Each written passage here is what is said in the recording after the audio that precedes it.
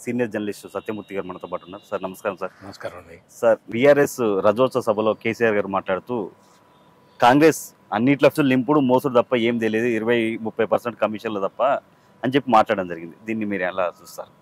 ఒకసారి కాళేశ్వరం ప్రాజెక్టు గురించి, ఆ మొత్తం కుంగిపోతున్న పిల్లర్ల గురించి, అన్నారం సుందిళ్ళ బ్యారేజీలు ఎట్లా ఉన్నాయి ఏంటి మొత్తం అవి చూస్తే అంటే కమిషన్లు ఎవరు తీసుకున్నారు అనేది అర్థం చేసుకోవచ్చు. చాలా మంది కాంట్రాక్టర్ సచివాలయంలోకి వెళ్ళి గొడవ చేశారు, సర్పంచులకు బిల్లులు రాక ధర్నా చేశారని చెప్పి మాట్లాడడం జరిగింది. ఇప్పుడు ఇక్కడ ఏంటి అంటే కాంగ్రెస్ పార్టీ బాగా చేస్తున్నదా లేదా అనేది పక్కన పెట్టండి. ముడుపులు తీసుకుంటున్నారు, సంచులు మోస్తున్నారు అనే ఆరోపణలు కరెక్ట్ కాదు. అటువంటివి చెయ్యటం కేసీఆర్ లాంటి వ్యక్తికి కరెక్ట్ కాదు. ఎందుకు అంటే అది చేసినట్టు నువ్వు రెడ్ హ్యాండెడ్గా పట్టుబడ్డావు. ఇప్పుడు కాళేశ్వరం ప్రాజెక్టు విషయంలో నువ్వు ముడుపులు తీసుకున్నావు అన్న విషయము అది రెడ్ హ్యాండెడ్గా ఇప్పుడు నలుగుతూ ఉన్నది. మొత్తం తెలంగాణ మొత్తం సమాజం మొత్తం దాని గురించి చర్చించుకుంటున్నది. నువ్వు ఆ ప్రాజెక్టుల్లో ఆ బ్యారేజీల్లో నీళ్లు నింపలేకపోతున్నది ప్రభుత్వం. నీళ్లు నింపితే కొట్టకపోతుందేమన్నా భయం పుడుతున్నది.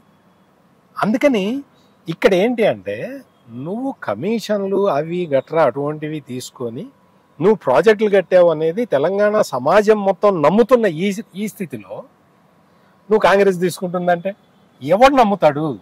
అందుకని కాంగ్రెస్ ముడుపులు తీసుకుంటున్నారా లేదా అనేది ఇంకా ఎస్టాబ్లిష్ కావాలి. ఇంకా ఇప్పటికి కాలేదు కదా, భవిష్యత్తులో ఎస్టాబ్లిష్ అవుతుందేమో. నువ్వు కేసీఆర్ లాంటి వాళ్ళు ఎస్టాబ్లిష్ చేస్తారేమో చూద్దాం. కానీ ఈ రోజుకైతే నువ్వు ముడుపులు తీసుకున్నావు అనేది ఎస్టాబ్లిష్ అయిన ఫ్యాక్టు. అందుకని 1,000 నీ వైపు చూపిస్తే 4,000 నా వైపు చూపిస్తాయి. ఇది గుర్తుపెట్టుకోవాలి. కేసీఆర్ లాంటి ఒక చాణక్యుడు ఇటువంటి చీప్ పాలిటిక్స్, చీప్ కామెంట్స్ చేయడం కరెక్ట్ కాదు. తెలంగాణ నా కళ్ళ ముంగటే ఆగమవుతుంది, చూడలేకపోతున్నా, చాలా బాధగా ఉందని చెప్పి కొన్ని వ్యాఖ్యలు చేయడం జరిగింది. తెలంగాణ ఆగం చేస్తారు. ఏదైతే ప్రభుత్వం ఈ ప్రభుత్వాన్ని నడపడం రావట్లేదు అని చెప్పి మాట్లాడడం జరిగింది. అక్కడ అందరూ చాలా మంది అనుభవజ్ఞులే ఉన్నారు. రేవంత్ రెడ్డి ఒక్కడే మంత్రి కాకుండా ముఖ్యమంత్రి అయ్యాడు, కానీ మిగిలిన వాళ్ళందరూ కూడా ఉత్తమ్ కుమార్ రెడ్డి, పొంగులేటి శ్రీనివాసరెడ్డి, బట్టి విక్రమార్క వీళ్ళందరూ కూడా రాజకీయంగా చాలా అనుభవం, డక్కా ముక్కీలు తిన్న వాళ్ళే ఉన్నారు అక్కడ.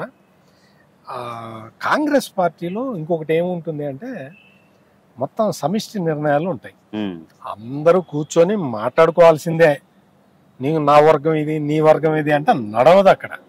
ఏ వర్గం ఇది నడవదు. ఫస్ట్ నుంచి ఉంది కదా సార్ కాంగ్రెస్ లో కుమ్ములాటలు ఎక్కువ. కుమ్ములాటలు అనే పదం కరెక్ట్ కాదు. కానీ బీఆర్ఎస్ లో లేవా? టీఆర్ఎస్ ఉన్నప్పుడు లేవా? బీఆర్ఎస్ ఉన్నప్పుడు లేవా? కొంచెం కాంగ్రెస్ లో ఎక్కువ ఉన్నాయి అంటారు కదా. కాదు, అక్కడ ఏంటి అంటే ఒకే మనిషి నిర్ణయాలు తీసుకుంటాడు బీఆర్ఎస్ పార్టీలో. కాంగ్రెస్ లో అట్లా ఉండదు. సమిష్టి నిర్ణయం ఉంటుంది, అందరు కలిసి తీసుకోవాల్సిందే. ఇప్పుడు చాలా విచిత్రం ఏంటి అంటే కాంగ్రెస్ పార్టీ అధికారంలోకి వచ్చి ఇప్పుడు దాదాపుగా సంవత్సరంన్నర అవుతున్నది కదా. ఈ సంవత్సరంన్నరలో ఎక్కడైనా ఇదిగో ఇది మేజర్ కుంభకోణం అని బయటకు వచ్చిందా? మామూలుగా అయితే రావాలి కదా. మొత్తం అంతా కాంగ్రెస్ పార్టీ అంటేనే ఒక కుంభకోణాల మయం అని కదా. ఇప్పటివరకు అయితే రాలేదు కదా. ఇంకా కేసీఆర్ మాటలకి విలువే ఉంటుంది. చంద్రబాబు నాయుడు గారు ముఖ్యమంత్రి ఉన్న సమయంలో శాసనసభలో తెలంగాణ వాదాన్ని లేకుండా నిషేధించారని చెప్పి అది స్పీకర్ ద్వారా అని చెప్పి మాట్లాడడం జరిగింది. దీన్ని ఎలా చూడొచ్చు సార్? ఇప్పుడు కేసీఆర్కి ఏం జరిగిందో తెలియదు, కానీ ఇప్పుడు ఆ మీటింగ్లో మాట్లాడిన విషయాలు అన్నీ కూడా చూస్తే అతను ఏదో ఒక రకమైన మిస్ఇన్ఫర్మేషన్ని ప్రజల్లోకి పంపించాలనే ప్రయత్నంలోనే ఉన్నట్టు కనిపించింది. ఓకే, అతను బయటకు వచ్చి పబ్లిక్ మీటింగుల్లో మాట్లాడడం 1 ఇయర్ దాటిపోయింది.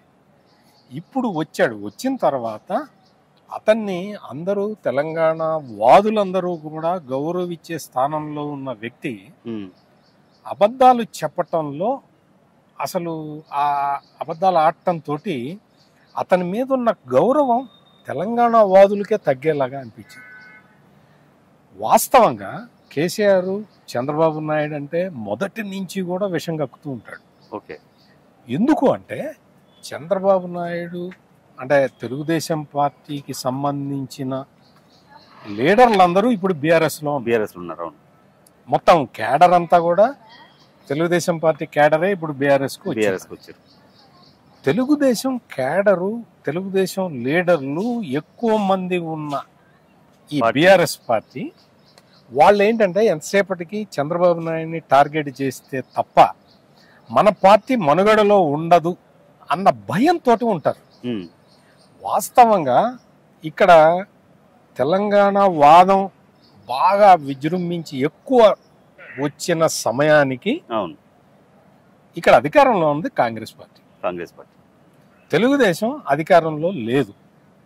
తెలుగుదేశం దాదాపుగా అంటే 2004 సంవత్సరంలో జరిగిన అసెంబ్లీ ఎన్నికల్లో ఓడిపోయిన తెలుగుదేశం పార్టీ మళ్ళీ 2014లో రాష్ట్రం విడిపోయిన తర్వాత అక్కడ అధికారంలోకి వచ్చింది. అంటే ఏంటి, ఇక్కడ అసలు అధికారంలో అప్పటికి రాష్ట్ర విభజన లేకపోతే తెలంగాణ ఉద్యమం నాటికి అసలు ఇక్కడ అధికారంలోనే లేని తెలుగుదేశం పార్టీ నీకు అసెంబ్లీలో తెలంగాణ అన్న పదాన్ని వినిపించకుండా చంద్రబాబు నాయుడు చేశాడు అనటం, చంద్రబాబు నాయుడు ఏమన్నా స్పీకరా, ఏమన్నా ముఖ్యమంత్రి, సభా నాయకుడా, ఎట్లా చేయగలుగుతాడు? ఇది బేసిక్. అంటే బేసిక్ నేను అందుకనే చెప్పింది, తెలంగాణ వాదం వినిపించే వాళ్ళందరూ అభిమానించే నాయకుడుగా ఉన్న కేసీఆర్ ఈ విధంగా తప్పుడు ప్రచారం చేయటం ఎంతవరకు కరెక్ట్? ఆ రోజున అధికారంలో ఉన్నది కాంగ్రెస్ పార్టీ. కాంగ్రెస్ పార్టీ ముఖ్యమంత్రి ఉన్నాడు. ఇప్పుడు ఇదే హరీష్ రావు, ఇదే వీళ్ళందరూ కూడా ఆ రోజున అసెంబ్లీలో కిరణ్ కుమార్ రెడ్డి స్పీకర్గా ఉన్నప్పుడు కానీ, కిరణ్ కుమార్ రెడ్డి ముఖ్యమంత్రిగా ఉన్నప్పుడు కానీ తెలంగాణ అన్న పదాన్ని ఈ కిరణ్ కుమార్ రెడ్డి తొక్కేస్తున్నాడు, అణిచివేస్తున్నాడు, అసలు తెలంగాణ పదాన్ని బయటికి రాకుండా నిషేధించాడు అని చెప్పి ఆరోపణ చేశాడు. మరి కిరణ్ కుమార్ రెడ్డి ఆ పని చేస్తే ఆ కిరణ్ కుమార్ రెడ్డి పేరు తీసేసి ఇప్పుడు చంద్రబాబు నాయుడు పేరు పెట్టి అబద్ధం చెప్పడం కదా ఇది. ఆ రోజున వాళ్ళు నాయకులందరూ అదే అన్నారు కదా. ఈ రోజున చంద్రబాబు నాయుడిని కావాలని అంటే ఇప్పుడు ఇంకొక పెద్ద విషయం ఏంటంటే Telugu Desam party is the first party to give a letter for separate Telangana. ఈ విషయం కేసీఆర్కి తెలీదా? తెలుసు. అప్పటికి కాంగ్రెస్ పార్టీ ఒక నిర్ణయం కూడా తీసుకొని టైంలో తెలుగుదేశం పార్టీ తెలంగాణ ప్రజల మనోభిష్టాన్ని గౌరవించి సపరేట్ తెలంగాణ ఇవ్వాలి అని ఫస్ట్ లెటర్ ఇచ్చిన పార్టీ తెలుగుదేశం పార్టీ. ఇప్పుడు నేను చెప్పినవన్నీ కూడా వాస్తవాలు. మరి ఎందుకు ఇలా మాట్లాడారంటారు? నేను అదే చెప్తున్నా. అతను మొత్తం ప్రజలన్నీ, తెలంగాణ ప్రజల్ని మొత్తం మళ్ళీ కన్ఫ్యూజన్లోకి నెట్టాలి. ఇక్కడ ఎందుకంటే మీరు అడిగిన క్వశ్చన్కి కరెక్ట్ సమాధానం ఏంటంటే తెలుగుదేశం పార్టీ మళ్ళీ ప్లాన్ చేస్తున్నది తెలంగాణలోకి రావడానికి. ఎందుకంటే తెలుగుదేశం పార్టీకి తెలంగాణలో